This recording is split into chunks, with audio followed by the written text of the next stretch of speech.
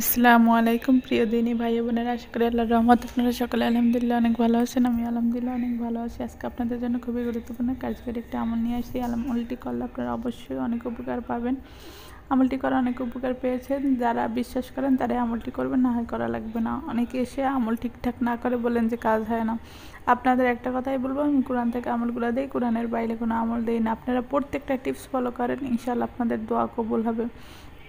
আপনারা এসে কোনো কিছু মানেন না, কোনো আমল ঠিকভাবে করেন না, তারপর বলেন কাজ হয় না।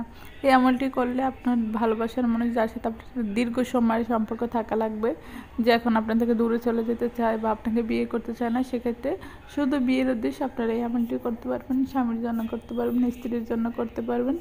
এই আমলটি খুবই কার্যকরী। প্রথমে আপনাকে 5 ওয়াক্ত নামাজ পড়তে হবে টানা 41 দিন, রাতে তাহাজ্জুদ নামাজ পড়তে হবে টানা 41 দিন।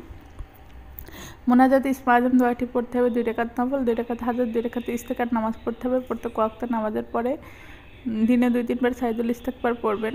আর সবসময় উঠতে বসতে হাঁটতে দুরূদ পড়বেন আর ইস্তেগফার পড়বেন। আর স্ক্রিনের একটি দোয়া দেখতে পাচ্ছেন, প্রত্যেক নামাজের পরে এই দোয়াটি 41 বার পড়বেন, একেবারে দূরত ইব্রাহিম পড়বেন।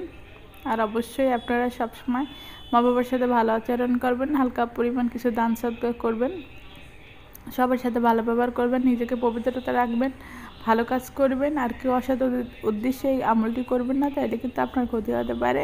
সৎ উদ্দেশ্য করবেন। আর এই দোয়াটি আপনারা তাহাজ্জুদের নামাজের পর 100 বার পড়েন। হ্যাঁ, একেবারে দুরূদ ইব্রাহিম পড়বেন।